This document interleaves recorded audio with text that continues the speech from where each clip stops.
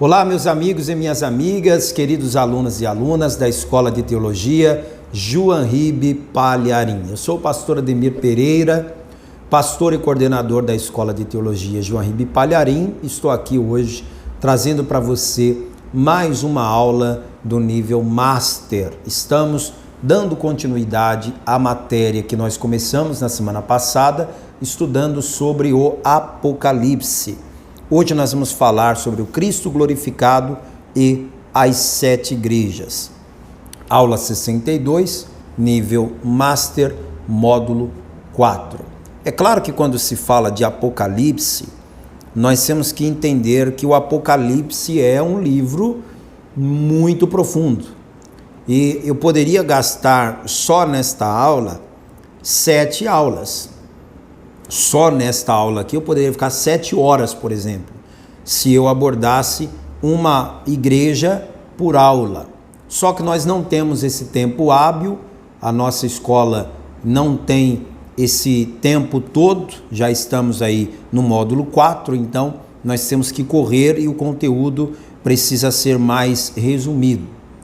Hoje eu estou a 30 minutos de começar o próximo culto, então decidi aproveitar esses 30 minutos para gravar essa aula para você.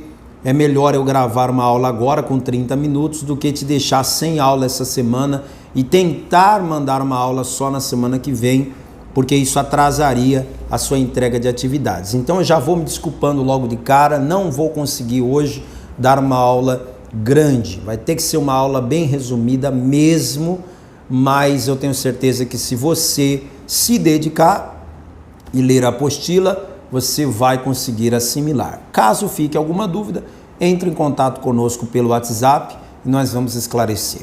Vamos fazer uma oração agora? Senhor Deus e Pai Todo-Poderoso, eu oro abençoando cada aluno, cada aluna, cada pessoa envolvida com esse trabalho da Escola de Teologia João Ribe Palharim. Abra o entendimento dos nossos alunos e alunas. Dá-me graça como ministro da palavra para ensinar as verdades bíblicas ao teu filho e à tua filha. Abençoa a nossa aula de hoje, é o que eu te peço em nome de Jesus, que assim seja feito. Amém. Muito bem, vamos começar abrindo a Bíblia no livro do Apocalipse, capítulo 1. Apocalipse, capítulo 1, versículo 3, onde o apóstolo João começa a descrever a visão que ele tem do Cristo glorificado. Vale lembrar que quem escreveu o livro do Apocalipse foi João, o apóstolo amado de Jesus. Um apóstolo que sentava-se à mesa com o Senhor todos os dias. Um apóstolo que dormia na mesma casa que Jesus, que viajava no mesmo barco que Jesus, que estava com Jesus até o último momento. Então, se tinha alguém que conhecia muito bem a feição física, a aparência de Jesus, era João. Porque 3 anos e meio de convivência direto, o tempo todo.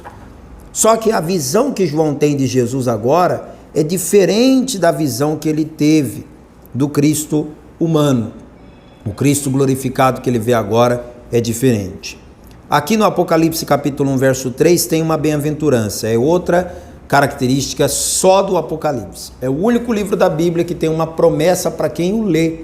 Olha só.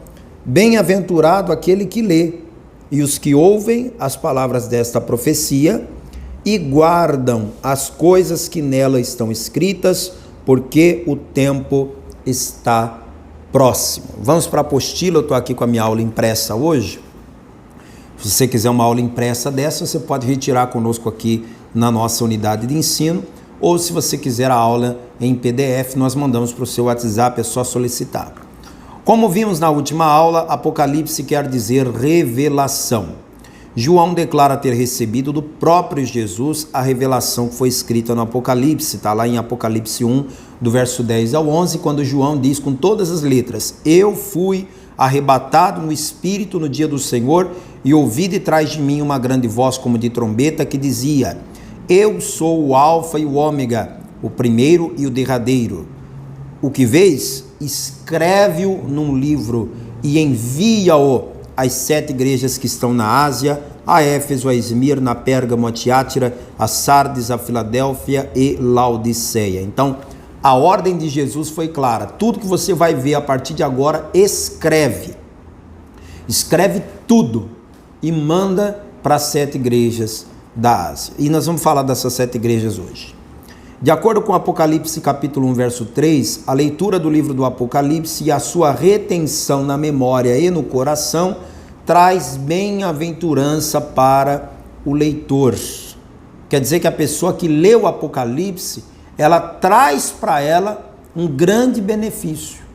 E olha, o diabo é tão covarde que o diabo amedronta as pessoas. Você sabia que tem crente que tem medo de ler o Apocalipse? Parece piada isso aí que eu estou te contando, mas é verdade. Tem crente que tem medo de ler o Apocalipse. Fala, eu vou ler isso não. Não, eu começo que eu não entendo nada. Segundo que esse livro aí, não, eu prefiro não ler. Logo o livro que tem uma promessa de bem-aventurança para quem lê, e as pessoas têm medo de ter contato com esse livro. Não tenha medo do Apocalipse, não. Mergulha de cabeça, vamos aprender, vamos conhecer os mistérios. É claro, na primeira leitura do Apocalipse, você não vai entender tudo. Eu já li o Apocalipse dezenas de vezes e eu não entendo 100% do Apocalipse.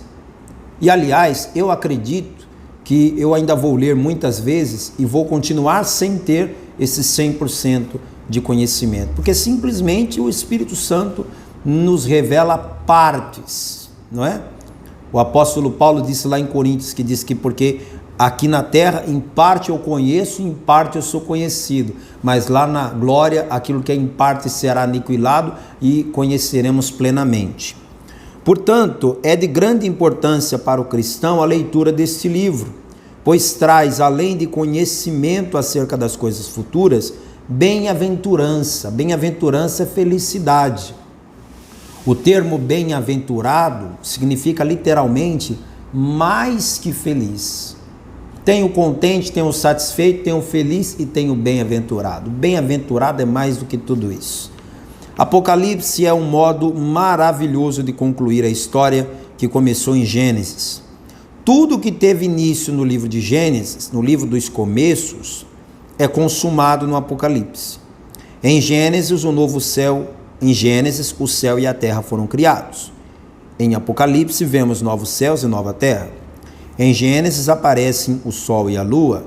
Em Apocalipse, lemos que não teremos necessidade do sol nem da lua, porque Cristo é a luz do novo céu. Em Gênesis há um jardim.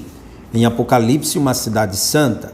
Em Gênesis temos o casamento do primeiro Adão. Em Apocalipse, a ceia das bodas, que bodas é o mesmo que casamento, do segundo Adão, Jesus Cristo.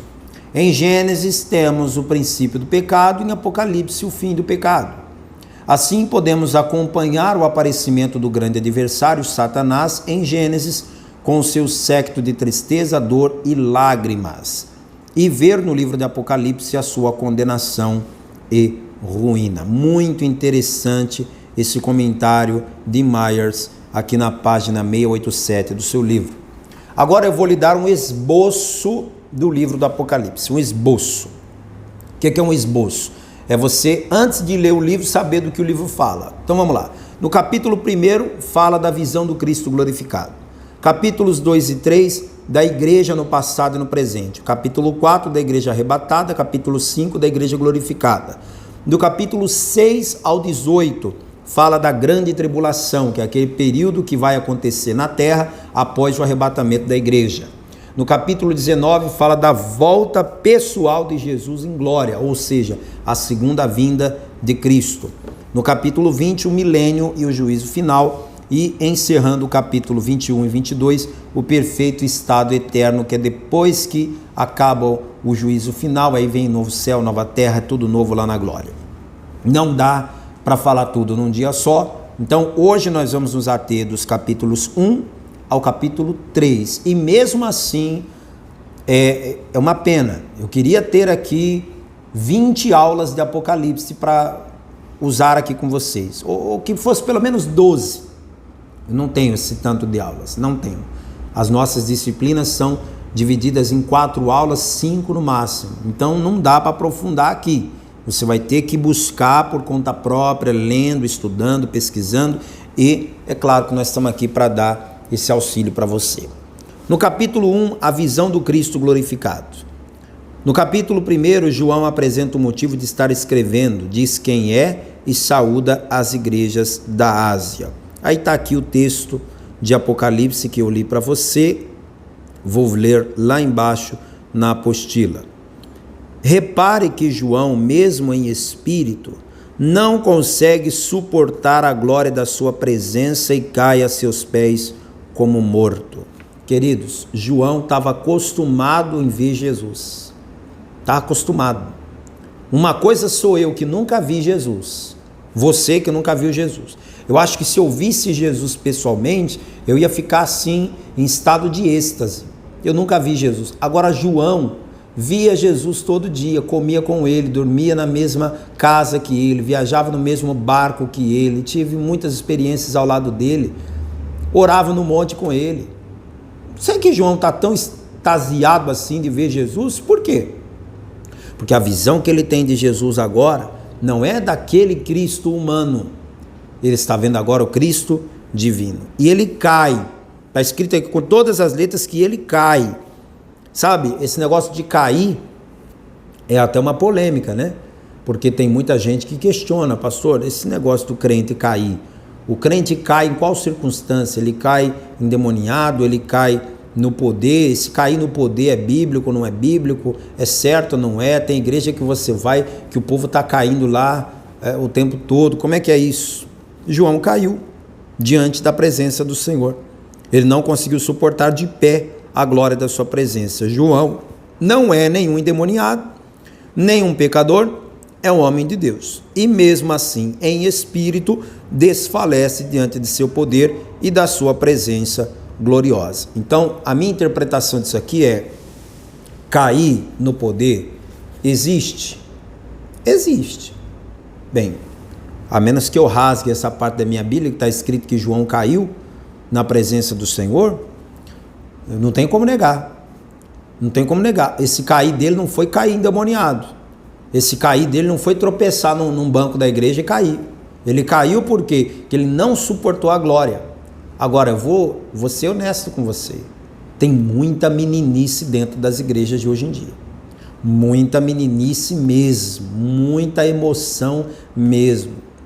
Tem gente que, olha, passa o louvor inteiro mascando chiclete, outra hora está comendo pipoca na porta da igreja, outra hora está mexendo no WhatsApp, aí chega um momento do culto que ele de repente começa a glorificar e quando cai no chão lá e começa a se estribuchar, dizendo que está cheio da unção. Eu questiono isso, eu questiono. Porque ou você está entregue ou não está.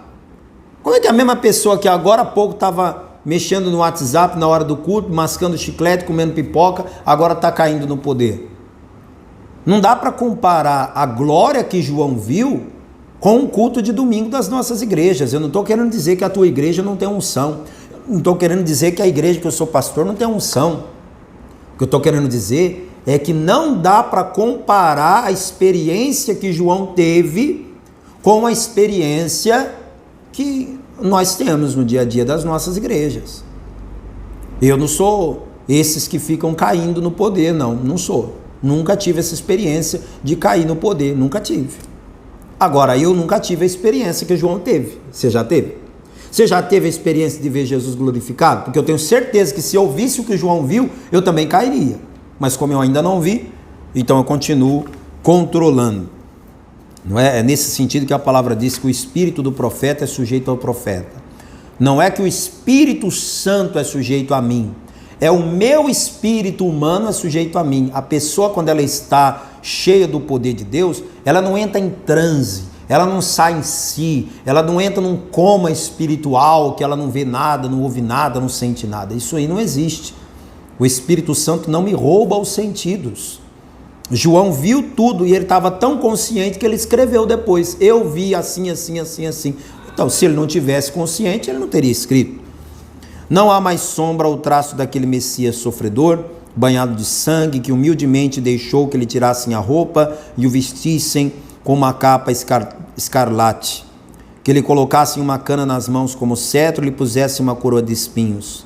Ele que já era o único em tudo, o único a existir antes da fundação do mundo, o único a ter sua vida prevista detalhadamente em toda a Escritura, o único gerado pelo Espírito, o único a nascer de uma virgem, o único que é a semente exclusiva da mulher, o único que declarou e provou sinais que nunca antes haviam sido operados e que é o próprio Deus, o único que viveu neste mundo sem nenhum pecado, o único que se ofereceu para morrer no lugar de todos os transgressores, o único que ressuscitou dos mortos, o único que tem nas suas mãos as chaves da morte e do inferno, o único que sujeitou debaixo de si todas as coisas sem uso da força. Agora também é o único ser em todo o universo que tem um corpo de carne e ossos que vive sem uma gota só de sangue. Glorifique a Deus aí onde você está. Jesus é único em absolutamente tudo. Esse comentário está no Evangelho Reunido, livro do pastor João Ribe Palharim, na página 91.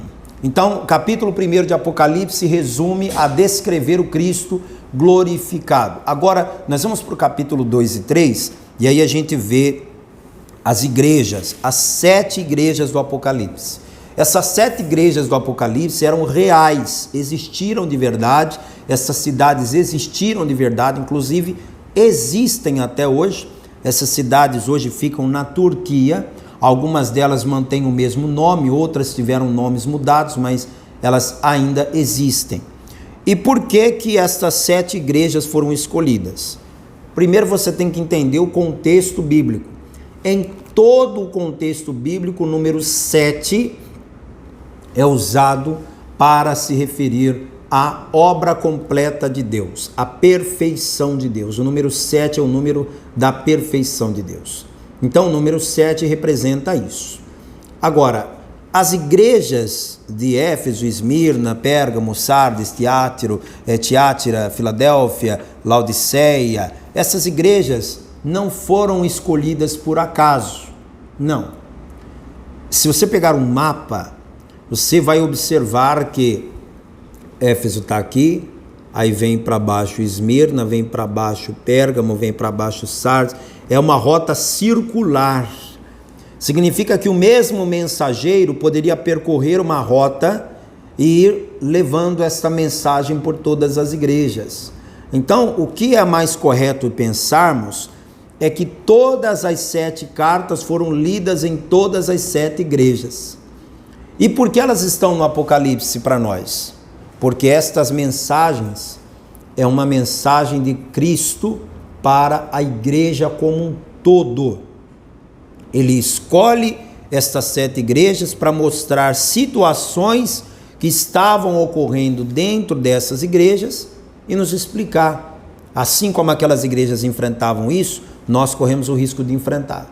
O que Jesus mandou essas igrejas corrigirem é o que ele manda a gente corrigir também.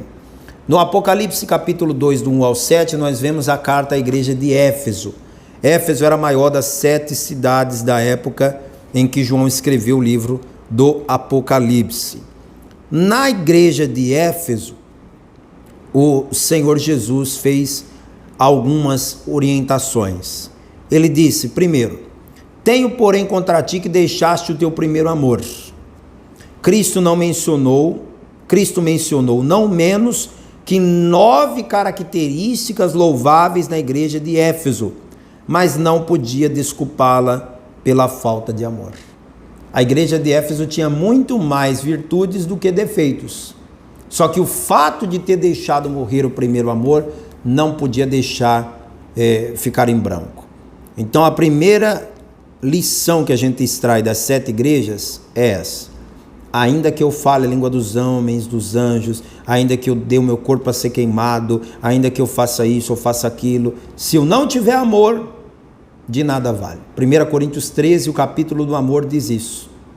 Então, esse era o defeito da igreja de Éfeso. Fazia muita coisa, tinha muita virtude, tinha muitas qualidades, mas deixou morrer o primeiro amor. Então vamos trazer isso para os dias de hoje. Tem muitas igrejas boas hoje, gente. Muitas igrejas boas.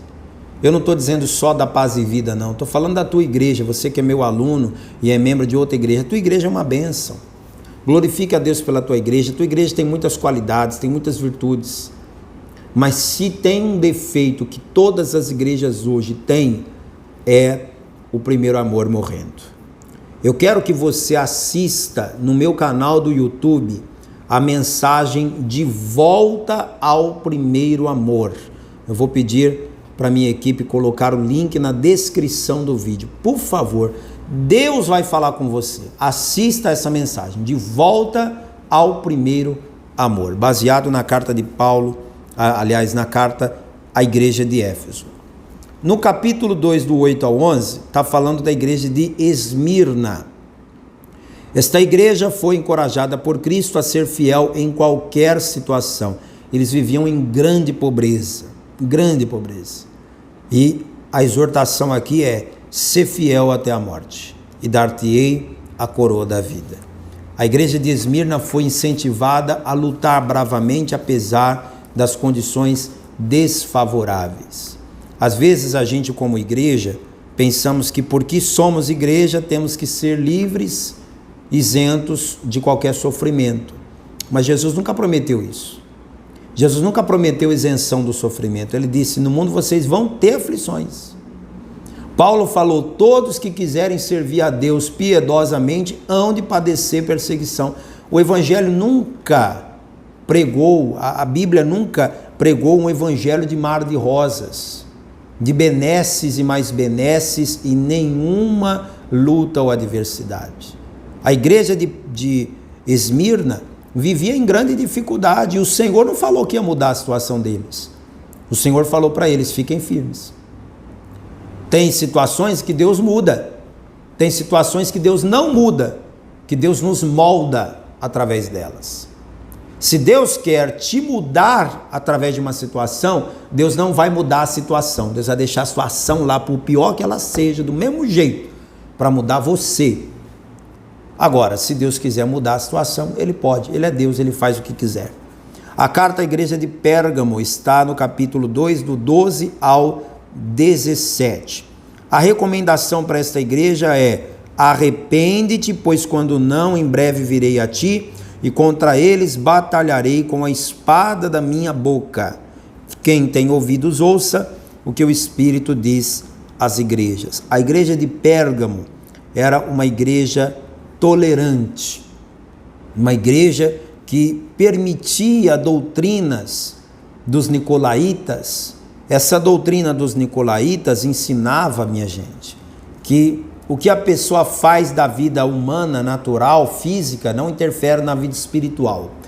Os nicolaítas, eles pregavam que uma pessoa podia se prostituir, adulterar, beber, fazer qualquer coisa, que isso não interferia com a vida dela espiritual.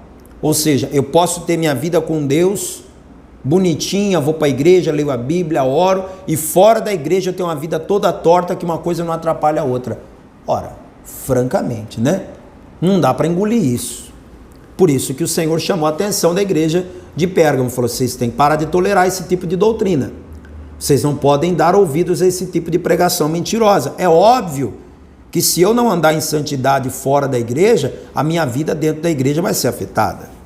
A carta para a igreja na cidade de Tiátira está no capítulo 2, do verso 18 ao 29. A recomendação para a igreja em Tiátira é a seguinte: mas eu vos digo a vós e aos restantes que estão em Tiátira e a todos quanto não têm essa doutrina e não conheceram, como dizem as profundezas de Satanás, que outra carga vos não porei. Ou seja, para a igreja de Tiátira, o Senhor está dizendo: para vocês, eu não vou lhe dar outra carga. Só o fato de vocês estarem em Tiátira já é um peso suficiente. Não vou nem cobrar mais nada de vocês. Só o fato de vocês estarem nesse lugar aí e ainda assim servir a Deus já é muito. É mais ou menos como Daniel na Babilônia, né? Só o fato de Daniel conseguir servir a Deus na Babilônia já é motivo para eu admirar Daniel. Ele podia não ter escrito nada, ele podia não ter profetizado nada, só o fato de ele ter conseguido ser fiel a Deus num lugar daquele já era motivo para eu admirar Daniel. Só o fato de eu e você conseguirmos servir a Deus no meio de um mundo corrompido como esse já é motivo para Deus se agradar de nós. É a graça da garça. A garça é aquela ave com penas brancas que anda no meio do lamaçal e não se suja. É um símbolo de como deve ser a igreja. Nós não temos como evitar o lamaçal do pecado nesse mundo. Onde você vai, o pecado domina, o pecado impera. Mas a nossa veste espiritual tem que se manter branca. A carta à igreja de Sardes situava-se no vale fértil, no vale Hermos. Para esta igreja, Cristo se identifica como aquele que tem os 7 espíritos e as 7 igrejas. Para essa igreja, o que Jesus promete? O que vencer será vestido de vestes brancas, de maneira nenhuma riscarei o seu nome do livro da vida. É uma promessa linda. Agora, o que é que ele quer desta igreja? Ele quer que esta igreja volte a viver. Essa igreja de Sardes era a igreja morta-viva. Tinha nome de que estava viva, mas estava morta. Tem muita gente que está assim. Tem nomes de vivo, mas está morto. Existe a morte física e a morte espiritual. Você não pode estar vivo fisicamente e morto espiritualmente. Você tem que estar tanto vivo fisicamente como vivo espiritualmente, vivo na fé, vivo na comunhão com Deus. Filadélfia é uma carta que está no capítulo 3, do verso 7 ao 13. E o que eu acho lindo é que na igreja de Filadélfia não há nenhuma crítica.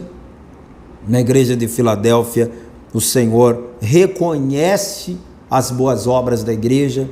O Senhor reconhece o que a igreja tem feito, como a igreja tem lutado. Apesar da perseguição, a igreja compartilha a mensagem do Evangelho, luta contra as falsas doutrinas. Para essa igreja aqui, o Senhor só tem elogios. Quer dizer que se a igreja for fiel, o Senhor vai elogiar. Se a igreja andar na presença do Senhor, andar no caminho certo, Ele vai elogiar. E a igreja na cidade de Laodiceia recebe uma carta também, no capítulo 3, do verso 14 ao 22. A cidade de Laodiceia era a mais rica de todas. De todas as 7, Laodiceia era a mais rica. Era uma cidade que produzia várias coisas. Se você for pesquisar a história da cidade de Laodiceia, todas as coisas que produzia-se lá, era uma cidade rica. Poderia dizer, como se fala hoje, né? Em termos de hoje, o maior PIB da região da Ásia era de Laodiceia. Era uma cidade que produzia muito, que vendia muito, que negociava muito. O povo de Laodiceia tinha dinheiro, tinha bens, tinha boa vida. Mas apesar disso, era uma igreja que estava em falta com Deus. É triste eu te dizer isso, mas parece que tem gente que não sabe viver com a fartura, que não sabe viver com a bonança. Tem gente que parece que tem que ficar sempre no deserto, tem que ficar sempre na prova, porque a hora que sai do deserto um pouquinho, ela já se desvia, ela já se ensoberbece, ela já deixa o coração ficar tomado de orgulho. O Senhor teve que dar uma bronca na igreja de Laodiceia e dizer para eles, olha aqui no final, olha: aconselho-te que de mim compres o ouro provado no fogo, para que te enriqueças, roupas brancas para que te vistas, não apareça a vergonha da tua nudez, que unjas os teus olhos com colírio, para que vejas. Eu repreendo e castigo todos quanto amo. Sê, pois, zeloso e arrepende-te. Segundo os estudiosos, a cidade de Laodiceia produzia vestes de uma indústria de lã muito boa. A cidade de Laodiceia produzia ouro, tinha ouro ali em abundância, e eles tinham ali medicamentos, fabricavam colírio para os olhos. Então o Senhor usa as maiores riquezas, o maior orgulho de Laodiceia, para mostrar que esse era seu maior defeito. Olha, vocês são tão orgulhosos de terem ouro em abundância, compra o ouro de mim, diz o Senhor. Valorize as coisas espirituais como vocês valorizam esse ouro de vocês. Se vista de vestes brancas espiritualmente, assim como as vestes de lã que vocês têm aí. Pega o meu colírio para abrir os olhos espirituais de vocês, assim como vocês têm colírio aí que produz na cidade de vocês, para abrir os olhos dos que estão cegos. Olha, minha gente, é uma carta forte demais. Eu preguei aqui uma série de mensagens às 7 igrejas do Apocalipse. uma série de mensagens. Cada dia eu pregava uma. Esta série de mensagens está no meu canal do YouTube, na playlist Culto ao Vivo. Eu quero que você, com o tempo, entre lá e assista todas essas mensagens, porque eu aprofundei. O que eu não pude te oferecer aqui nessa aula de 30 minutos, eu vou te oferecer nessas mensagens, que foi o estudo do Apocalipse que eu fiz aqui na igreja, falando das 7 igrejas do Apocalipse. Minha gente, chegou a minha hora de começar o culto. Eu fico por aqui. Deus te abençoe. Até a próxima aula. Tchau, tchau.